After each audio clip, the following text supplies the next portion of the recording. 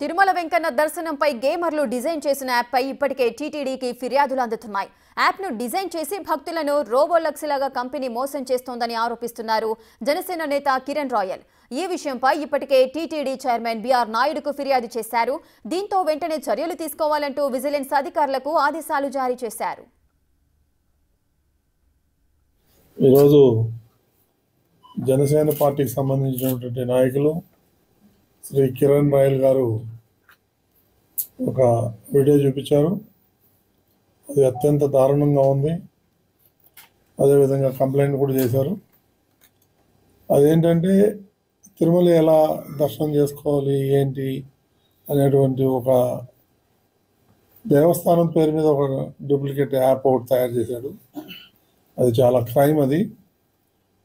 So దానికి సంబంధించింది వాడు డాలర్ రూపంలో కూడా కలెక్ట్ చేస్తున్నట్టుగా ఇన్ఫర్మేషన్ ఉంది. దీని మీదుగా చాలా సీరియస్గా యాక్షన్ తీసుకుంటాం. ఇందులో పెట్టే ప్రశ్నే లేదు. ఇప్పుడే నేను సిబిఐ అండ్ ఎస్ఓకి ఫార్వర్డ్ చేసి కేసు రిజిస్టర్ చేయమని చెప్తాను.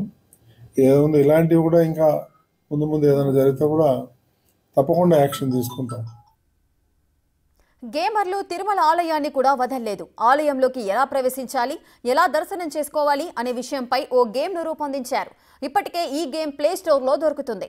ఇందులో ఆలయంలోకి ఎంట్రీ నుంచి స్వామివారి దర్శనం వరకు అన్నింటినీ చూపించారు. అయితే ఇది ఆలయ భద్రతకు ముప్పుగా మారే అవకాశం ఉందనే చర్చ నడుస్తోంది. ఇప్పటికే ఈ అంశంపై విజిలెన్స్ అధికారులు విచారణ చేపడుతున్నారు. తిరుమల తిరుపతి దేవస్థాన పవిత్రతని ఎవరు దెబ్బతీయాలని చూసినా జనసేన పార్టీ తరపున అయితే మేము ఊరుకోం. అది ఎంతటి వాళ్ళైనా సరే, ఎంత పెద్ద క్రైమ్ చేసినా సరే. పవన్ కళ్యాణ్ గారు ఏదైతే సనాతన ధర్మం అని చెప్పి కట్టుబడి దేశమంతా తిరుగుతున్నారో ఆయన సనాతన ధర్మం కోసం, అందులో భాగంగా హిందువుల మనోభావాలు దెబ్బతీసే విధంగా ఏ విషయం జరిగినా కూడా దాని మీద పెద్ద యుద్ధమే చేస్తాం.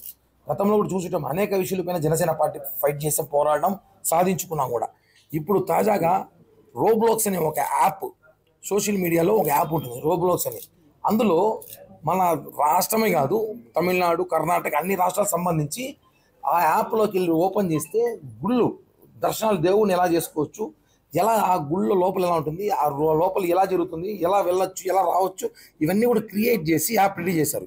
మేము తిరుపతి సంబంధించే మాట్లాడుతున్నాము. మిగతా గురి గురించి మాట్లాడే బాధ్యత ఉంది కాబట్టి మేము తిరుపతి గురించి ఇప్పుడు చైర్మన్ గారికి వెళ్తాం కాబట్టి అల్లిపిరి టోల్ గేట్ నుంచి తిరుమల దర్శనం చేసుకొని మళ్ళీ లడ్లు తీసుకొని మళ్ళీ తిరుపతికి వెళ్ళి ఎలా వెళ్ళొచ్చు అని చెప్పి ఒక రూపం ఒక యాప్ క్రియేట్ చేసి అందులో దాన్ని సోషల్ మీడియాలో పెట్టి దాని ద్వారా ఉండి ఒకటి పెట్టి డాలర్స్ రూపంలో డబ్బులు వసూలు చేస్తున్నారు.